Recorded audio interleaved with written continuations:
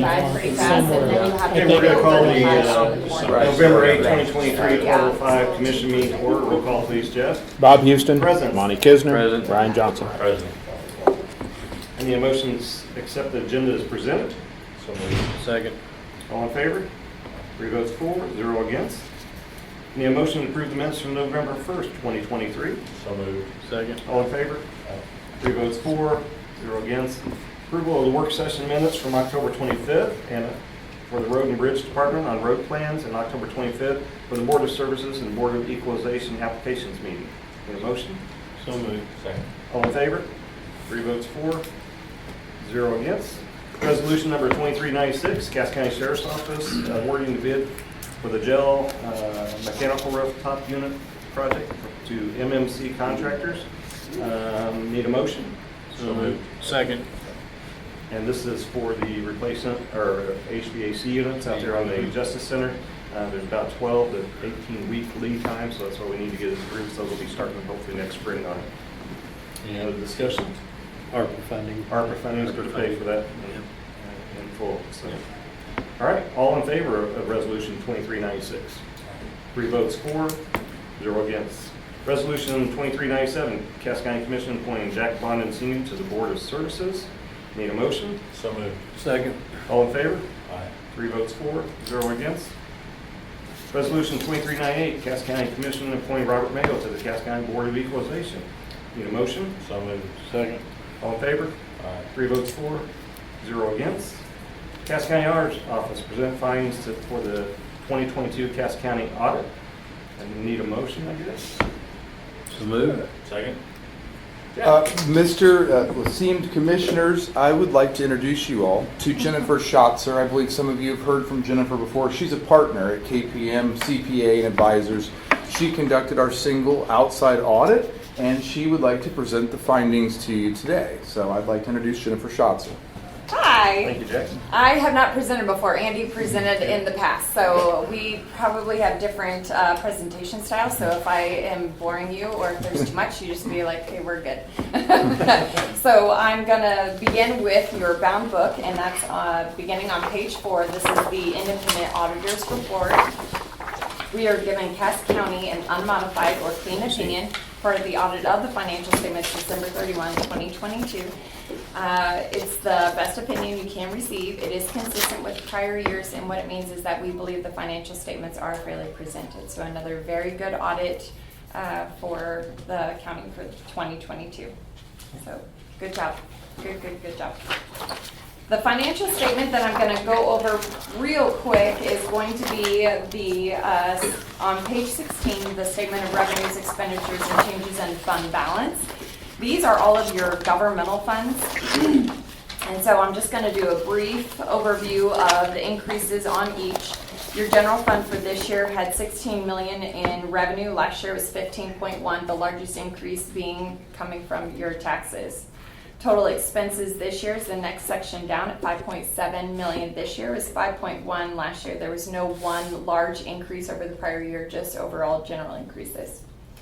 The next section down is your other financing sources. There was a transfer out of the general fund of $7.4 million to the other governmental funds. And then at the end of the year, total general fund ended up at $11.4 million. Road and Bridge Fund is the next one over. Total revenue this year at 12.9. Last year was 11. Again, the biggest increase was your taxes. Total expenses this year were 8.9 million. Last year was 10.3. Next section down with your other financing sources, there were some finance purchase proceeds and then a transfer out of Road and Bridge Fund. Total ending balance at 4.2 million this year over last year. Your Justice Center sales tax, 18 million this year versus 16 million last year. Again, taxes increased. Your total expenses this year were at 22 million versus 6.5 million in the prior year. The biggest increase there is your capital outlay at 4.1 million. That one increased just over 3 million there. And so that's all of your equipment and vehicle purchases during the year. Transfer in from the other funds of 3.9 million. So the county ended up being just almost where they started with at the beginning of the year in the Justice Center at 6.9. The assessor's fund did not have very much change, 1.6 million last year, 1.6 million this year. Total expenses this year, 1.4 versus 1.2, which is consistent with the other funds and with, in general, other expenses countywide increasing. Overall, 2.2 million is the ending balance for the assessor. ARPA fund, next one over, is a major fund again for this year. 1.8 million in revenue last year. This year is just over 4, but that is your ARPA funding from the state. Total expenses of 3.8 million this year versus 1.8. Again, the county spends down almost as much as they can on the ARPA with whatever comes in, whether it's being transferred out to another fund to be spent there, or if it's just in general spent out of the ARPA fund. Next section down, you have your financing sources, lease proceeds, transfer out of that ARPA fund. So 270,000 was transferred out of ARPA and spent in the general fund, leaving a total balance in ARPA of 691,000. Next page, page 17, you've got your Justice Center debt service. The revenues don't change very much for the debt service center fund. Your expenses also don't change very much. You're pretty consistent year to year, 2.5 million this year in expense versus last year. There was the transfer into this fund of just over 2 million to help pay for those expenses in the debt service, ending your balance just at 3.2. Next one over, CIA Public Works Debt Service Fund, same type of situation. Revenues are very consistent year to year. Your expenses just over 2 million to pay for debt service, and then your transfer in at 2.8 to cover those expenses, leaving the balance at 7.6 this year. The CIA Bond Series Fund, same situation. Your expenses though this year are 2.2 million versus 1.2 million. So your overall balance decreased because of those expenses, the increase in the expenses this year. So you're down to 4 million in that fund. Your non-major funds make up about 17 funds. And so overall this year you had 3.6 million in revenue. Last year was 2.7. That's kind of all over the place. The biggest increase there though would be your intergovernmental revenues, which is your federal and your state grants. Total expense this year of 3.6 versus 2.3 last year. Again, these funds are very consistent with what comes in, goes back out. So that's why your revenues last year and your expenses last year were pretty consistent. Same with this year, 3.6 in, 3.6 out. There was a transfer into this fund. So overall, all of your funds increased just over 1.4 million with that transfer. So they're ending at 10 million. Again, there's in the back of the audit, I can show you where the rest of these are at, and they're all accumulated. Overall, 56 million in total revenue for the governmental funds for this year. Last year was 49. Your taxes and your intergovernmental receipts being the biggest there. 52 million in expenses for this year versus 45 last year. Overall, 51 million being your ending balance for all your governmental funds. Any questions? Jennifer, I just want to clarify, we're talking about the fiscal year 2022, ending in 2022. So this would have been, not the year we're in now. Yeah. Right? So. Yep. Right. Okay. Beginning on page 21 through page 59 are your notes to the financial statements. I'm not going to go over these. They're very consistent with the notes that were there last year. They just go into more detail on your component units, your long-term debt schedules, your investments, and your cash and revenue recognition. So we are going to jump all the way to the back to page 67.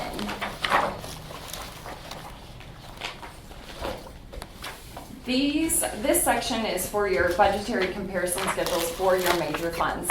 Part of the audit has us looking at the original and the final budget for each of your major funds, and then discussing or writing up or commending or recommendations on your budgeting practices. So the state does not allow you to budget a deficit, and you are also not allowed to budget more expenses than your final budget. So this year the county did a very good job, and you are being commended for your budgeting practices for 2022. So very good job. It is not an easy job with as many funds as you guys have to ensure at the end of the year that everybody is the way they should be. So, good job. Okay, so let's jump to page, this is a really long audit report.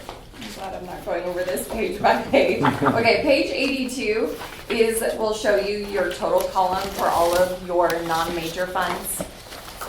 And so all of those, I think you've got 16 or 17 here. You can go through each of them individually, and that total column goes up to your financial statement page that we were discussing earlier. Any questions? Okay, so let's go to page 84. This is the Independent Auditor's Report on Internal Control over Financial Reporting in accordance with government auditing standards. So because the county is a government and because you had a single audit, we are required to do what we're called like a yellow book audit. So we are required to look at your internal controls in each of your departments and evaluate them. We are also required to discuss if we found any material weaknesses or significant deficiencies, and I'm pleased to report that we did not find any of those. So we are not giving an opinion on your internal controls, but we are required to discuss whether or not we had any findings, and we did not have any findings, so good job. All right, page 86. This is your Independent Auditor's Report in accordance with uniform guidance. So because the county spent and received greater than $750,000 in federal funds, you are required to have a single audit. And so that's in addition to your financial statement audit of all of your funds. And so we are pleased to report that we are giving Cass County an unmodified or clean opinion on your federal programs. And if you would like to see in detail what those are, that begins on page 89. This is your schedule of expenditures of federal awards. So on the left column, you will see the federal grantor of who passed that through, and then on the far right, you'll see the total federal expenditures. On the next page over, it'll give you a total, and the county had just over $6.6 million in federal funds. The federal program that we tested as a major program, which was also high risk per the state, was your coronavirus funds, which was just over $4 million. So we are required to do additional testing on those coronavirus funds, additional compliance testing, but then we are also required to look at each of these other federal awards and ensure that you have the coding right, you did the reporting right, and that everything is as it should be. So the county did a very good job at that. And that can be seen on page 92. This is our summary of audit results. So you've got the financial statement results at the top, and then you've got your results for the federal awards. We did not note any material weaknesses. We did not note any significant deficiencies. We are giving an unmodified or clean opinion on the financials, and we did not have any findings to disclose to the commission or to the state. So, which is fantastic. Really big deal. All right, if we don't have any questions, I'll go over the last two letters that are separate from your books. We'll start with the one that has a number 1 on it called pronouncements. These are our written recommendations from the audit.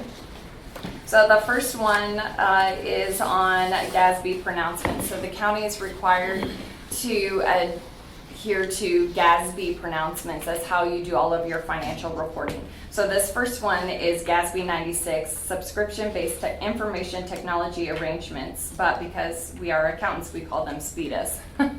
So GASB and SPIDAs.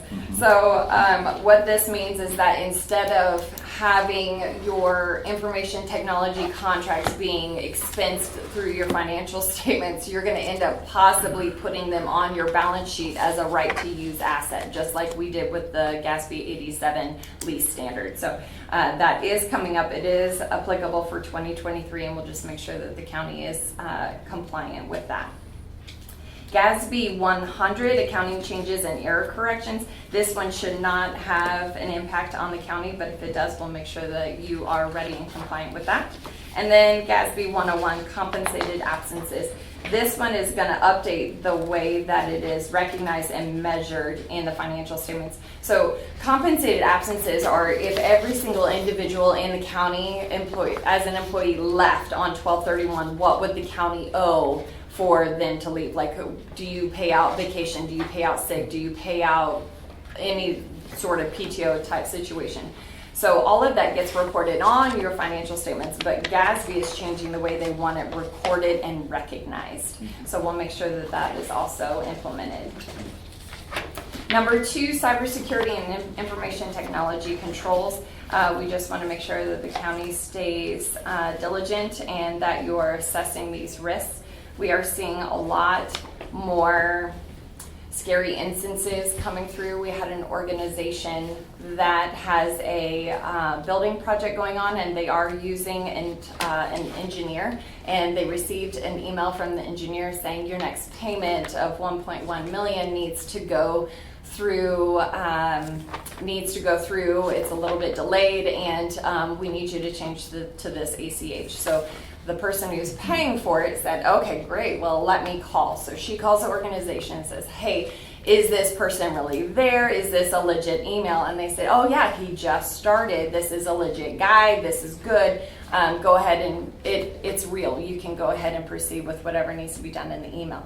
Well, what she didn't ask is, why would I change my ACH payment? And so they had been hacked. They didn't know about it. Neither party knew about it, and that payment actually did go through.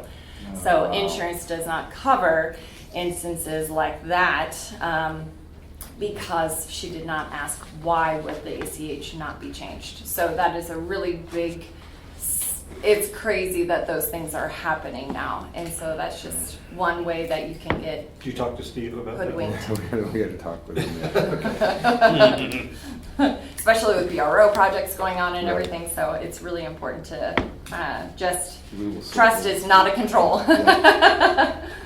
All right, GASB proposals. GASB's coming out with a financial reporting model. The last one they did was GASB 34, and that changed, I think, in 2005. So I guess they got bored and want to change things again. So we'll make sure that the county is ready for that.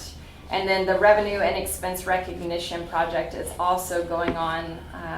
I'm not sure how that's going to change, but I'm sure we'll know well in advance to make sure that everything is done. Number 4, purchase orders. We are commending the county for adopting a purchase order processing policy countywide for as far as like how purchases are done in each of the departments. When do you have to have signatures? When do you have to have approvals? And making sure that all of those things are going through the necessary approvals. And number 5, budgetary compliance. In 2021, the county was not in compliance with budgetary statute chapter 67 as actual expenditures exceeded budgeted in the road and bridge, and so we are commending the county for their diligence and their budgeting practices for 2022. All right, last letter. Everybody still looks engaged. Okay, so this is our governance letter. This is our required communication with the commission at the end of the audit. We are required to go over significant audit matters. The only item that we will note is that the qualitative aspects of accounting practices, the only thing that changed was GASB 87 was implemented by the county in 2022. So all of your, in the past, leases had to be lease expense, and so now they have to be on your books as a right to use asset and a lease liability. So all of that got changed for 2022. Which the county has a lot of leases, and that was quite a project to go through. So we did not have any difficulties in performing the audit. The next page, corrected and uncorrected misstatements. These are items that are consistent with the prior year. So the county pays and receives money pretty much on the cash basis. And at the end of the month or at the end of the year, the county rolls everything into be full accrual. So all of your payables, all of your receivables, all of your prepaids get adjusted on the books. And so these are just adjustments that we helped make sure that the county was compliant with being a first-class county and being full accrual accounting. We did not have any disagreements with management, and we did not have any other audit findings or audit issues to discuss with you. I know. Take a breath. Thank you. Any questions for It's a lot. Jennifer? Yes. Thanks, Jack. Thank you and your team. Yeah. Yeah. I guess we'll hear that in the official record. Yeah, there's really no motion. Okay, It's Made a just- motion, I wondered if we needed to do that. All right, this time we'll open the podium for any public comment. Speak about anything, please step forward, step to the podium, state your name. Seeing none, we're going to close the public comment portion. Commissioner Communications? Well, I guess we did have Friday is Veterans Day. We gotta Friday is remember Veterans Day, that. so we'll be closed on Friday. Yeah. We will go in executive session under RSMO 610.021.1 legal. And once we get out of that, we'll come back to the general meeting just to adjourn. So I need a motion. So moved. Second. Jeff, roll call, please. Bob Houston. Yes. Monty Kisner. Yes. Ryan Johnson. Yes. Thanks, Jack. Thank you, gentlemen. Thank you, guys. Jennifer. Appreciate it. Thank you, Bobby. Thank you, Jack.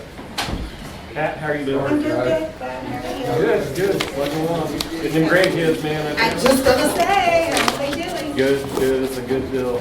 It's a good gig, isn't it, to be a It's a great grandparent? gig. It's a great gig. Much better than being a parent. Absolutely, Yes. absolutely. Well, good seeing you, Pat. You too. See you, Lori.